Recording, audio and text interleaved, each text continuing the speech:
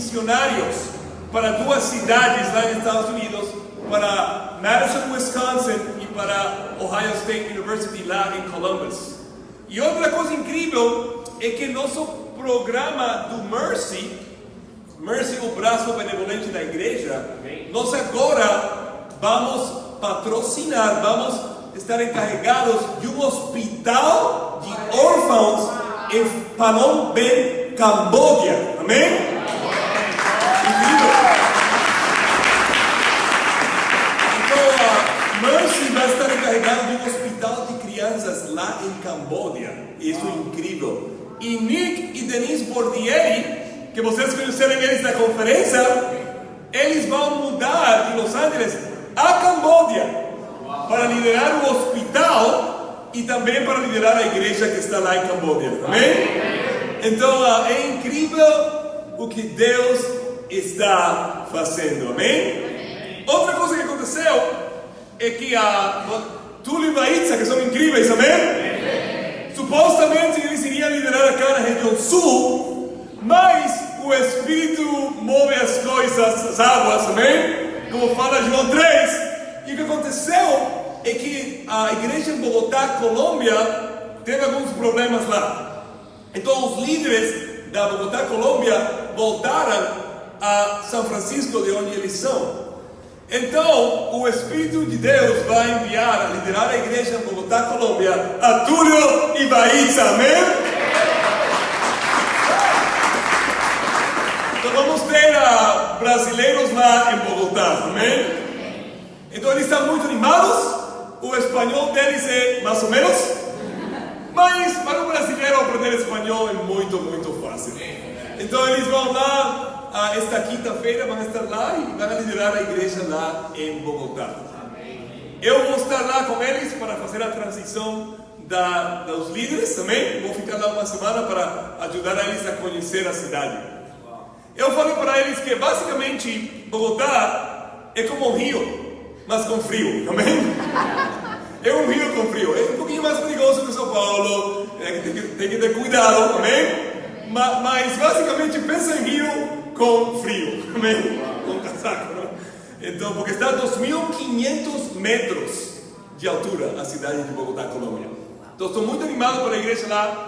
Lá em Colômbia as pessoas são muito abertas para o Evangelho. Amém. E nossa missão é não somente evangelizar Brasil, amém? Mas o mundo inteiro. Amém. Então, muito bom. Então, a igreja cá fica com um buraco aqui na região sul de líderes.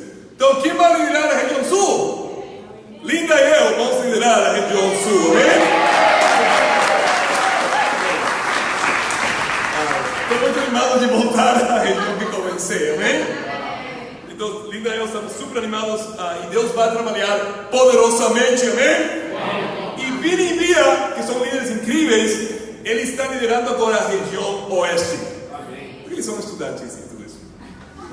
Então, hoje vamos ver a palavra de Deus, amém? E o que vamos fazer hoje é que vamos estudar sobre a oração. Porque com todas essas mudanças, precisamos muita oração, amém?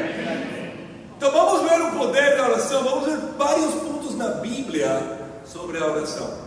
E espero que te animem, amém? Porque Deus é muito, muito bom. Vamos primeiro a Éxodo, capítulo 9.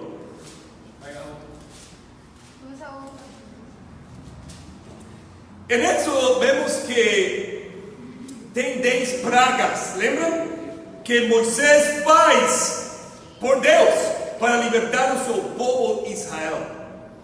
E uma das pragas que Deus fez por meio de Moisés, aqui no capítulo 9 de Éxodo, é a praga, como se fala em português, do granizo. Lembra granizo? Imagina granizo grandíssimo cair e fazer muito dano na cidade. Aqui em São Paulo cai granizo? Sim. Pequenino, não? E é muito raro que granizo caia, não é verdade? Eu lembro uns anos atrás que caiu muito granizo aqui em São Paulo, eu não lembro. Mas é algo muito, muito estranho e raro que acontece. Então, vamos ler aqui no versículo 27. Êxodo 9, versículo 27. Fala: o faraó mandou chamar Moisés e Arão e disse-lhes: desta vez eu pequei. O Senhor é justo, e eu e o meu povo é que somos culpados. Orem ao Senhor, e os trovões de Deus e o granizo já são demais. Eu os deixarei ir, não precisam mais ficar aqui. Moisés respondeu: assim que eu tiver saído da cidade, erguerei as mãos em oração ao Senhor, e os trovões cessarão, e não cairá mais granizo, para que saibas que a terra pertence ao Senhor. Mas eu bem sei que tu e teus conselheiros ainda não sabem o que é tremer diante do Senhor Deus. Versículo 33. Assim Deus Moisés deixou o faraó, saiu da cidade, ergueu as mãos ao Senhor, e os trovões e o granizo cessaram, e a chuva parou. Amém? Amém. Essa escritura é incrível. Aqui temos uma das 10 pragas. Nesta praga, o faraó fala: eu pequei, por favor ajude-nos, Moisés, eu vou deixar o povo ir embora, mas por favor orem ao Senhor para que os trovões e o granizo parem de cair e destruir toda a colheita. Então Moisés fala algo muito interessante. Ele fala: ok, eu vou sair daqui, eu vou sair, vou orar, e os trovões vão parar, e o granizo vai parar. Ele sai, ele ora, o granizo vai e para, e os trovões param também. Amém? E sabemos que o faraó não deixa ir ao povo de Israel até a 10ª praga, que foi a morte do primogênito. Mas qual é o ponto acá? Temos aqui um insight sobre a oração. O insight é isto, é o ponto número 1. Ter fé antes de orar. Antes. Ele fala: eu vou orar e isto vai acontecer. Ele não tinha orado ainda. Amém? Eu vou ir orar e isto vai acontecer. Essa fé que nós temos que ter como discípulos. Se a Bíblia fala sobre lutar em oração e em meio da oração crescer, amém? Mas não é o que eu estou falando agora. O que eu estou falando agora é de ter fé antes de orar, amém? Exatamente a fé que teve Moisés e muitas outras pessoas que oraram na Bíblia. Nós temos que orar desta maneira: Deus, eu sei que Deus vai ouvir minha oração. Deus, e começa você a orar a Deus, amém? Muito importante ter fé antes de orar. Quando você tem fé antes de orar, você simplesmente dá graças a Deus, porque sua oração já está contestada. Amém? Muito importante. Eu gosto muito da escritura. E muitas orações na minha vida, eu tenho fé antes de orar. Quando não tenho fé antes de orar, às vezes toma mais tempo que Deus atenda a oração. Então, quero animar vocês.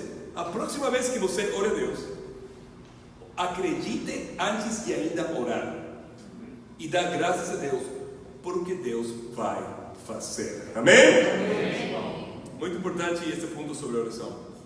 Segundo ponto sobre a oração que vamos ver hoje é aqui em 2 de Reis, capítulo 20. Vamos lá. 2 de Reis 20. Aqui vamos ver sobre um rei do Antigo Testamento, rei muito famoso, Ezequias. Olha aqui em 2 de Reis 20, versículo 1. Fala: naquele tempo, Ezequias ficou doente e quase morreu. O profeta Isaías, filho de Amós, foi visitá-lo e lhe disse: assim diz o Senhor, ponha em ordem a sua casa, pois você vai morrer, não se recuperará. Uau! Imagina este cenário aqui. Ele rei, e o profeta Isaías, o grande profeta, vai falar com ele e fala: Deus me falou algo, Ezequias. Ezequias, ok, que Deus te falou? Que você vai morrer e você não se vai recuperar. Então, ponha a sua casa em ordem. Arrume as coisas, as contas, tudo o que tem que fazer, porque você vai morrer. Como você se sentiria se isso acontecesse com você? Muito forte, não? Mas sabe o que faz ele? Versículo 2. Ezequias entendia Deus. Ezequias virou o rosto para a parede e orou ao Senhor. Lembra-te, Senhor, de como tenho te servido com fidelidade e com devoção sincera. Tenho feito o que tu aprovas. Ezequias chorou amargamente. Antes de Isaías deixar o pátio intermediário, a palavra do Senhor veio a ele. Volte e diga a Ezequias, líder do meu povo: assim diz o Senhor, Deus de Davi, seu predecessor. Ouvi a sua oração e vi as suas lágrimas. Eu curarei. Daqui a 3 dias subirá ao templo do Senhor. Acrescentarei 15 anos à sua vida. E livrarei você dessa cidade das mãos do rei de Assíria. Defenderei esta cidade por causa de mim mesmo e do meu servo Davi. Então disse Isaías: prepara um emplastro de figos. Eles o fizeram e o aplicaram na úlcera, e ele recuperou. Uau, que escritura! O profeta fala: você vai morrer. O que faz ele? Ele coloca a sua face nessa parede e começa a orar intensamente a Deus, com lágrimas, de todo o coração. E Deus ouve a oração dele. E Deus muda a mente. E depois fala para o meu profeta Isaías: você não vai morrer agora. Você vai ter 15 anos mais de vida. Imagina você saber que 15 anos você vai morrer. Em 15 anos mais eu vou morrer, amém? Mas sim, ele teve 15 anos mais de vida, amém? Por quê? Porque ele mudou a mente de Deus. Segundo ponto da oração é esse: a oração pode mudar a mente de Deus. A oração pode mudar a mente de Deus. É um conceito na Bíblia inteiro. Tem muitas vezes que isso aconteceu. Deus às vezes nos prova dando a sua vontade para ver o que vamos fazer. Lembra com Abraão em Gênesis 18? Antes de destruir Sodoma e Gomorra, Abraão ora a Deus, se tem 50 pessoas justas, você pouparia a cidade? O Senhor pouparia a cidade? E Deus fala: ok, eu poupo a cidade por 50. E depois ele continua falando com Deus. Ele desce um número até 10 pessoas. E Deus fala: sim, se tem 10 pessoas justas em Sodoma e Gomorra, eu poupo a cidade. Mas infelizmente não tinha 10 pessoas justas. Tinha Ló, que era, não sei se era justo ele, amém? Mas Deus poupou a Ló ainda por amor a Abraão, amém? Mas o ponto aqui é isto, que nós podemos mudar a mente de Deus. 2 vezes Moisés intercede por o povo de Israel. Para quê? Para salvar a eles. Deus estava pronto a destruir Israel, mas Moisés 2 vezes intercede. Na carta do livro de Jonas, Deus estava prestes a destruir o povo de Nínive, no capítulo 3. 40 dias mais e a cidade será destruída. Essa foi a pregação de Jonas. E o que acontece? O povo inteiro se arrepende. O rei se arrepende. O povo inteiro se arrepende. A cidade inteira se arrepende. O rei manda um jejum e arrepender-se dos seus atos ruins ao povo inteiro. E todo mundo jejua. Atos animais são chamados a jejuar. Não dá comida a eles. E o que acontece? E Deus muda a sua mente e Ele poupa a cidade do Nínive. Nós podemos mudar a mente de Deus. Eu lembro, como 5 anos atrás, meu pai teve câncer na medula óssea, que é um câncer forte, não? Ele tem 75 anos. Mas vocês lembram, alguns? Nós oramos fortemente e Deus poupou ele, amém? Fez 1 ano de quimioterapia e ele sanou, graças a Deus. Agora meu pai precisa das suas orações. Ele tem câncer de novo. mas ele é um câncer diferente. Ele tem um câncer que é um melanoma, que é um câncer à pele. Ele é muito branco e ele pegou muito sol. Então ele tem uma pintinha aqui e ele vai fazer a operação amanhã. A melanoma é um dos cânceres mais fulminantes, mas é um dos mais fáceis de tratar, porque está na superfície da pele. Então, com 80 anos, meu pai vai fazer a operação amanhã para tirar um câncer aqui da melanoma. Orem, por favor, porque eu sei que Deus pode mudar a sua mente. Amém?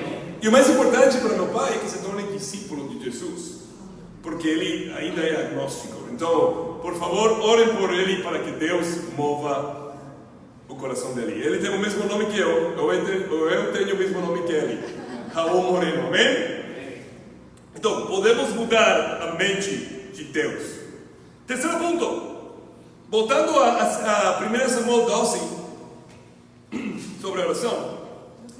Olha o que fala Samuel aqui no versículo 23.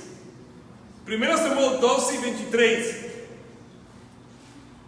E longe de mim esteja pecar contra o Senhor, deixando de orar por vocês.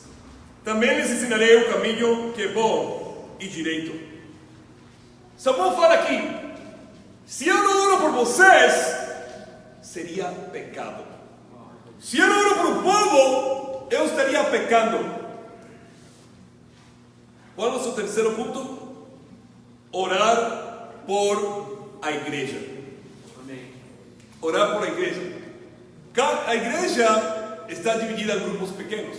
Amém? Nós chamamos os grupos pequenos bate-papos. Amém? Então eu quero animar a cada um de nós orar por cada pessoa em seu bate-papo por nome cada dia. Amém? Cada dia. E se tem boa memória, ora por 2 bate-papos. Amém? É pecado não orar pelos discípulos. Por quê? Porque Satanás está atacando constantemente. Mas nós temos a Deus. Amém? Ora por teu grupo cada dia.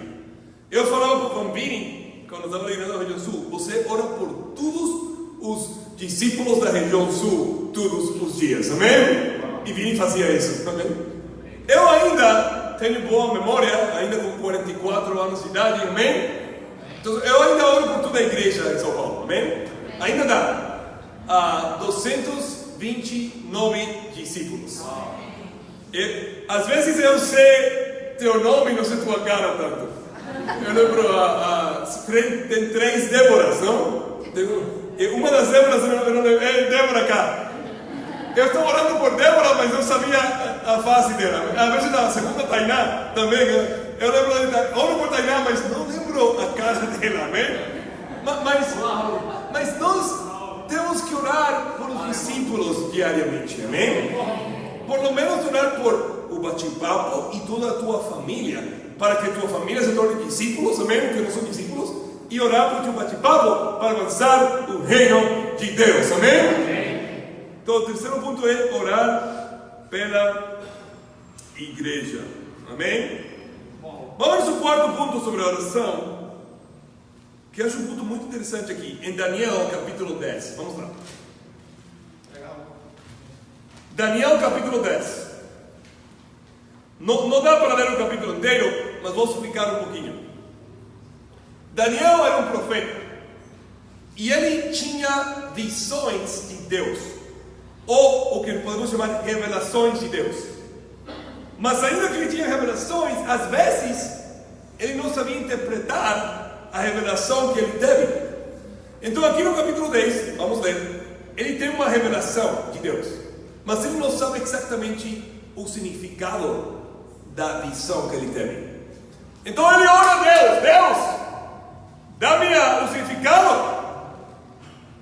E acontece que ele tem que esperar 21 dias, 3 semanas, para receber o significado da sua visão. 3 semanas e 21 dias, também? Para os matemáticos aqui. Então vamos ver aqui no versículo 1. Fala: no terceiro ano de Ciro, rei da Pérsia, Daniel, chamado Beltesazar, recebeu uma revelação. A mensagem era verdadeira e falava de uma grande guerra. Na visão que teve, ele entendeu a mensagem. Entendeu depois. Olha isso, versículo 2. Naquela ocasião, eu, Daniel, passei 3 semanas chorando. Não comi nada saboroso, carne e vinho, nem provei.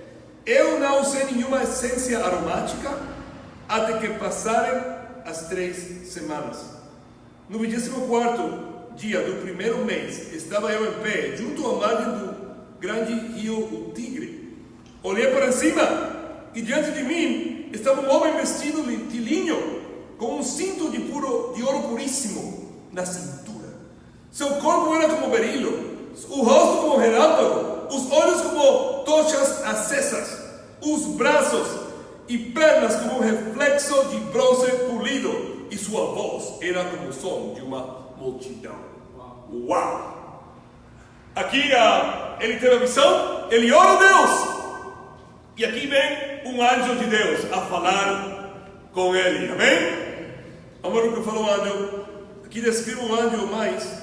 Vamos pular até o versículo 12 e fala assim: ele prosseguiu: não tenha medo, Daniel. Desde o primeiro dia em que você decidiu buscar entendimento e humilhar-se diante do seu Deus, suas palavras foram ouvidas e eu vim em resposta a elas. Quero explicar esse versículo aqui. Quando Daniel orou a Deus para entender a visão, o primeiro dia que orou, Deus ouviu, ok, vamos dar a interpretação, e Deus enviou um anjo para falar com Daniel. O primeiro dia que orou, versículo 13. Mas o príncipe do reino da Pérsia me resistiu durante 21 dias. Então Miguel, um dos príncipes supremos, veio em minha ajuda, pois eu fui impelido de continuar ali com os reis da Pérsia. Agora vim explicar-lhe o que acontecerá a seu povo no futuro, pois a visão se refere a uma época futura. Uau, aqui sim está interessante aqui. Então ele fala isso: o primeiro dia que você orou, eu vim atender a oração, mas o príncipe da Pérsia, este era um império persa, me resistiu.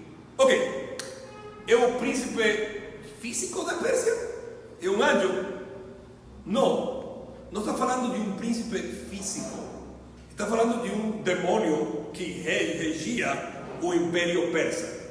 O império persa tinha um demônio encarregado desse império, e quando veio o anjo, que é invisível, teve uma guerra espiritual, e esse anjo foi impedido de falar com Daniel por 21 dias. Depois veio outro anjo, Miguel, que era o anjo do povo de Deus aí, e esse anjo ajuda ele para finalmente poder falar com Daniel. E ele fala, vamos pular ao versículo 20, fala: mas ele me disse: você sabe por que vim?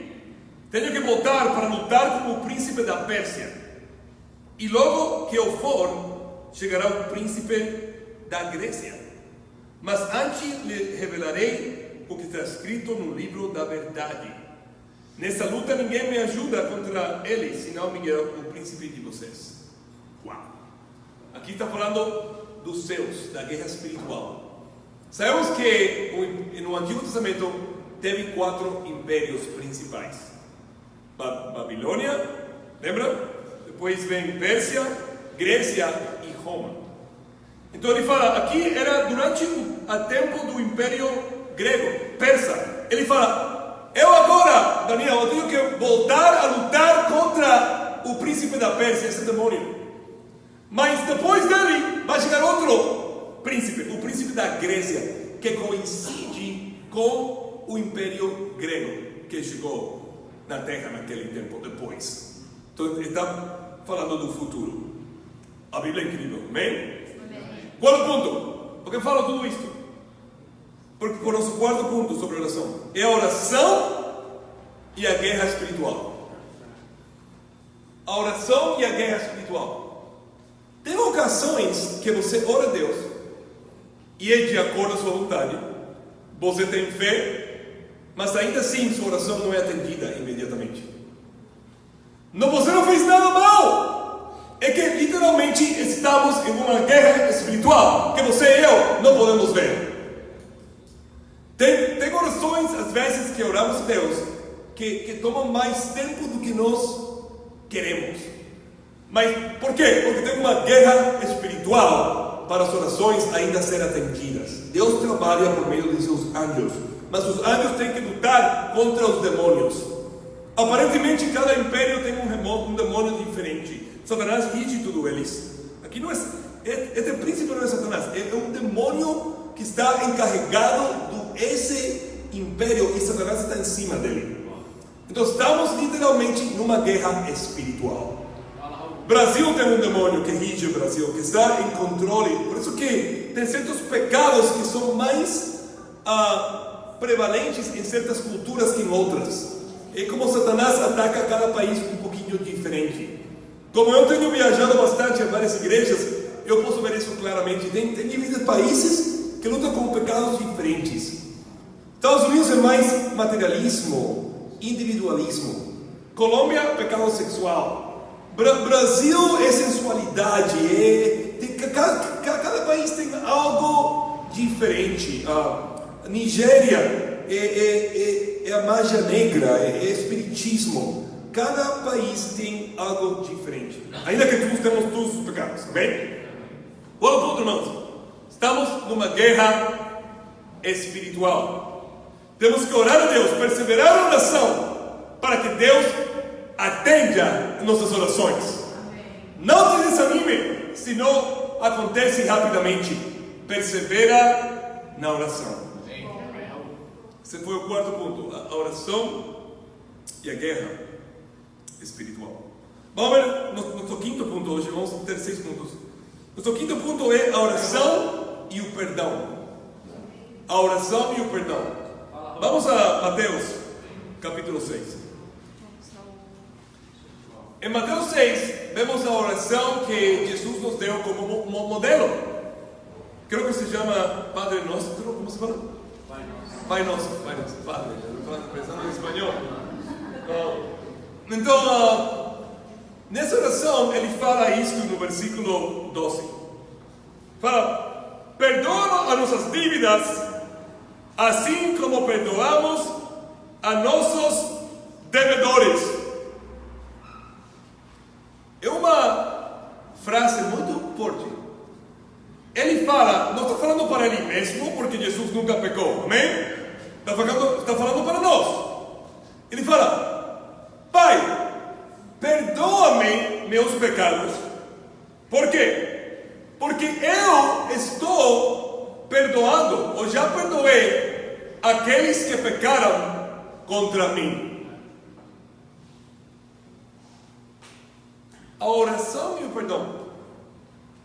Nós sabemos que nós somos salvos, amém?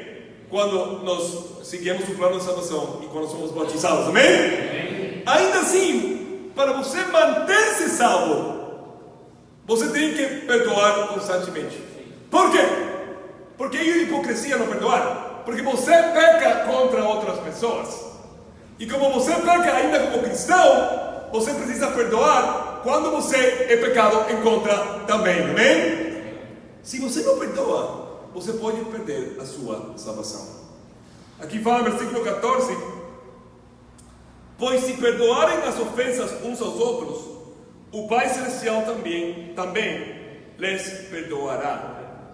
Mas se não perdoarem uns aos outros, o Pai Celestial não lhes perdoará as ofensas. A chave, irmãos, é perdoar. E muitos caem da fé por amargura. Que amargura?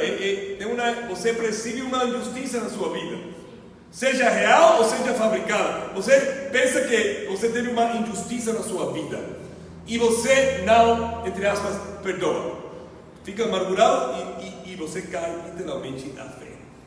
É muito importante para nós ter um coração puro e continuamente perdoar a nossos irmãos. Por quê? Porque você mesmo precisa perdão de seus pecados continuamente também. Amém? Temos que lutar para manter um coração puro. Amém?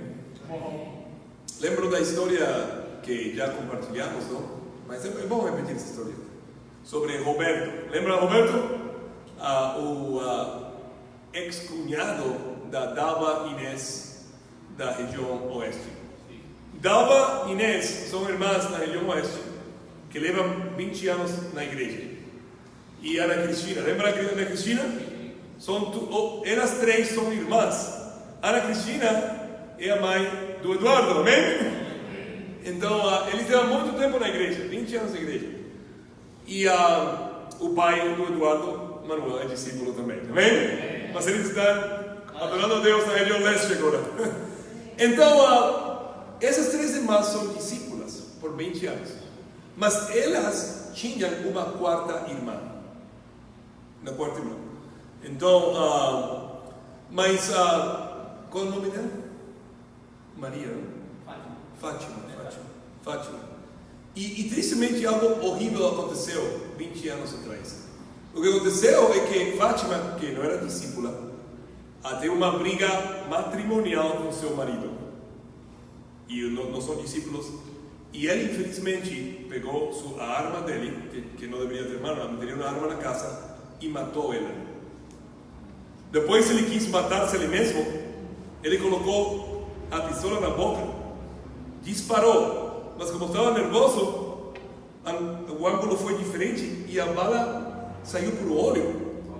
E o destro ficou cego, mas não morreu.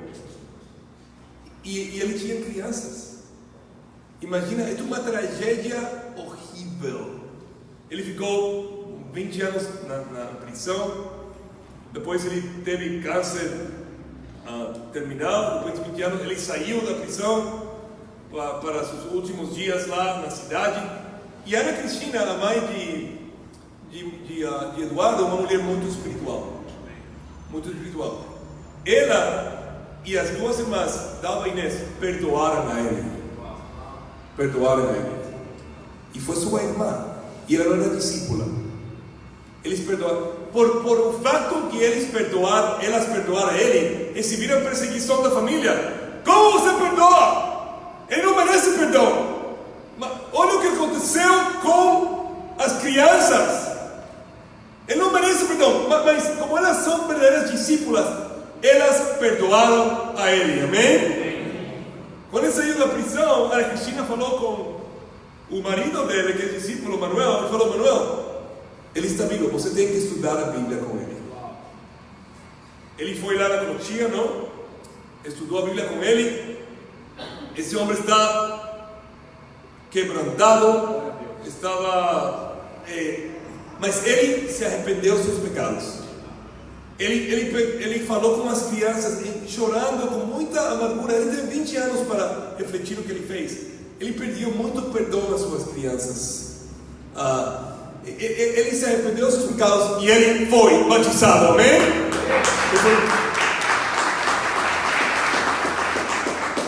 Uma semana depois, ele faleceu e morreu. Mas muitos pensamos: nossa, não é justo! Ele viveu uma vida inteira de pecado, tem câncer, obviamente com câncer as pessoas vão buscar a Deus, não? E no último segundo, no último mês da sua vida, ele se arrepende e ele é salvo. Não é justo! E eu que levo 20 anos na igreja, sofrendo. Esse tema. Não é justo, irmãos, que você é salvo. Não é justo que você e eu estamos aqui. Não se trata de um tema de justiça. Se esse for por justiça, todos nós estivéssemos no inferno, amém? Não é um tema de justiça. É mais um tema de injustiça. Jesus sofreu injustiça quando ele morreu na cruz, amém? Ele foi injusto. O que aconteceu com ele foi muito injusto. Ele sofreu a injustiça de todos nós. Merece ser salvo, Roberto? Não! Mas você e eu tampouco merecemos ser salvos, amém? Qual é o ponto? O ponto é perdoar. O perdão está ligado à sua salvação. Pergunta: quem você não tem perdoado na sua vida? Tem alguma amargura, algum ressentimento contra alguém, seja na igreja ou fora da igreja? Se você tem e não perdoa, você não vai chegar no céu um dia. Imagina você estando na igreja a vida inteira, trabalhando, sendo discípulos, dando sua oferta, mas no último dia Deus fala: mas você não vai entrar aqui nos céus, porque você não perdoou. E eu perdoei você todos esses pecados, e vai mostrar a você todos os pecados, não? E você vai entender: sim, é verdade, eu não mereço. Qual é o ponto, irmãos? É importante perdoar. Eu sei que quando pessoas pegam contra você, você sente muito dor, verdade? Eu sei isso. Mas pensa no dor que Jesus sentiu na cruz, quando Ele teve todos os pecados do mundo nele, mas Ele perdoou. Amém? Então, ponto número 5 é o perdão e a oração. Amém? E nosso último ponto, vamos ver aqui em 2 de Crônicas, capítulo 33. Nosso último ponto, ponto número 6, é este: uma oração pode mudar tudo. Uma oração pode mudar tudo. Vamos a 2 de Crônicas, capítulo 33. Estão comigo, irmãos? Sim. Na história de Israel, teve muitos reis. Muitos reis. Alguns eram bons, a maioria era ruim. Mas, na opinião de muitos, talvez o pior de todos os reis era esse do capítulo 33. O nome dele é Manassés. Manassés era o filho de Ezequias, que era justo de Deus. Mas Manassés era terrível. Não tenho tempo para ler o capítulo inteiro, mas você pode ler aqui o que ele fez ao princípio. É terrível. Mas, vamos ver um pouquinho. Versículo 1. Manassés tinha 12 anos de idade quando começou a reinar, e reinou 55 anos em Jerusalém. Ele fez o que o Senhor reprova, imitando as práticas detestáveis das nações que o Senhor havia expulsado de diante dos israelitas. Reconstruiu os altares idólatras que seu pai Ezequias havia demolido. Ergueu altares para os Baalins e fez postes sagrados. Inclinou-se diante de todos os exércitos celestes e lhe prestou culto. Construiu altares no templo do Senhor, no qual o Senhor tinha dito: meu nome permanecerá para sempre em Jerusalém. Nos dois pátios do templo do Senhor, ele construiu altares para todos os exércitos celestes. Chegou a queimar seus filhos em sacrifício no vale de Ben-Hinom. Praticou feitiçaria, adivinação, magia e recorreu a médiuns e aos que consultavam espíritos. Fez o que o Senhor reprova, provocando-a a ira. Ele tomou a imagem esculpida que havia feito e a colocou no templo, no qual Deus tinha dito a Davi e a seu filho Salomão: neste templo de Jerusalém, que escondi entre todas as tribos de Israel, porém meu nome para sempre. Uau! Versículo 9. Manassés, porém, desencaminhou Judá e o povo de Jerusalém ao ponto de fazerem pior que as nações que o Senhor havia destruído diante dos israelitas. Uau! Manassés era terrível. E tem outros relatos de Manassés em Isaías e em 2 de Reis. Tem 3 vezes que fala Manassés. Esse homem era terrível. Este era o rei de Israel. E quem fez ele? No templo do Senhor, no templo, ele colocou muitos altares idólatras a todos os ídolos. Ele adorou outros deuses. Ele sacrificou seus filhos. Não matou eles, torturou eles, os queimou vivos a seus filhos.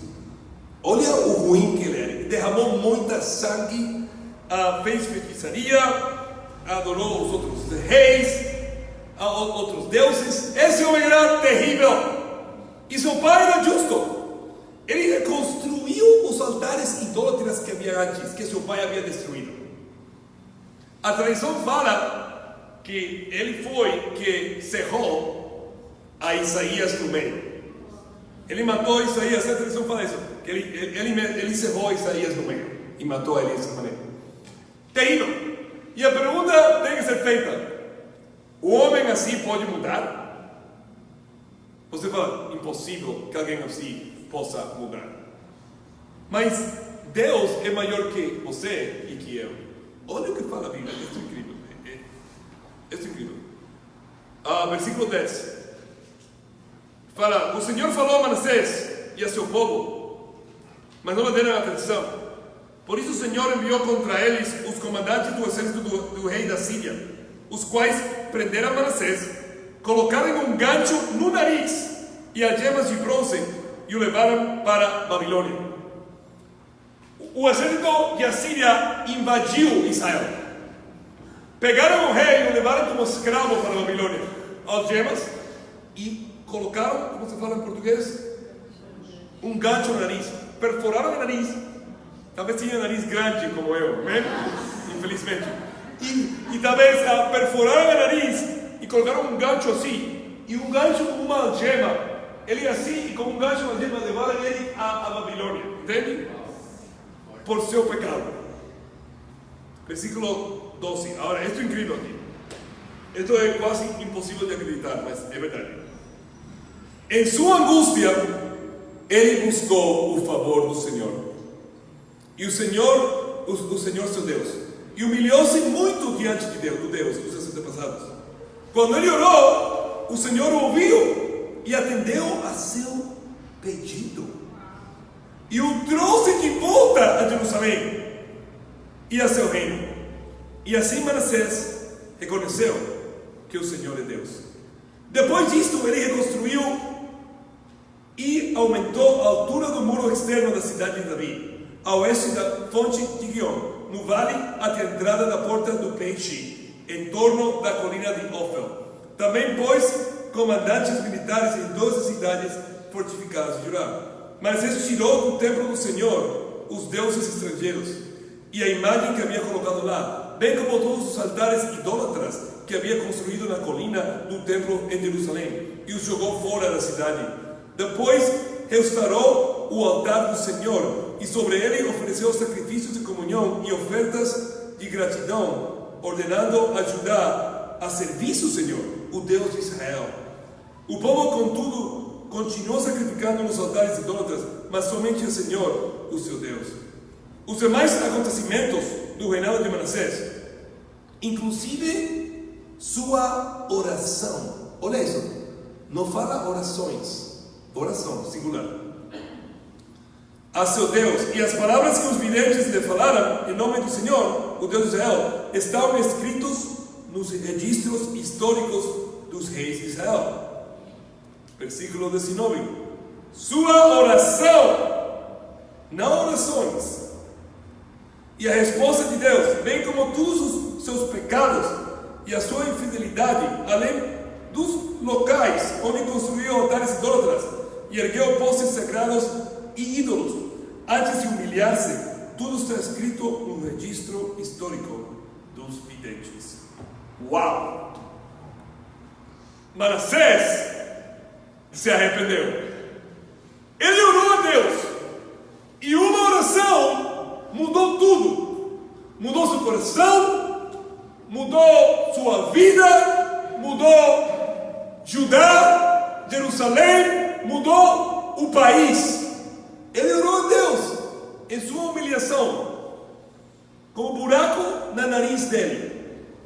E Deus ouviu que ele estava verdadeiramente arrependido. E trouxe ele de volta para ser rei de novo. E durante os anos que ele teve antes de morrer, ele tratou de fazer o bem de tudo o mal que ele fez. Ele tirou os ídolos, ele começou a adorar o Senhor, amém? E ele morreu, olha isto, fiel a Deus. E se você e eu chegamos ao céu um dia, você vai poder falar com Manassés. E você vai poder falar com ele e falar: nossa, como você fez? E talvez nos céus ele vai ter um buraco no nariz, porque Jesus nos céus ainda tem os buracos nas mãos. Vamos ter um corpo espiritual, mas o corpo espiritual ressembla nosso corpo físico, desde certo ponto de vista, não? E o buraco no nariz dele vai ser a glória dele, porque ele pecou muito, mas foi perdoado muito. E a Bíblia fala que os que pecam muito são perdoados muito, mas os que acham que pecam pouco são perdoados pouco, porque são orgulhosos. Então, qual é o ponto, irmãos? Uma oração pode mudar tudo. Se você ora a Deus de uma maneira que move o coração dele, pode mudar tudo. Quero inspirar-te hoje, esta manhã, com o poder da oração. Hemos visto 6 maneiras, 6 pontos sobre o poder da oração em nossas vidas. E hemos visto 6 maneiras que podemos glorificar a Deus por meio da oração. E para Deus seja glória. Amém.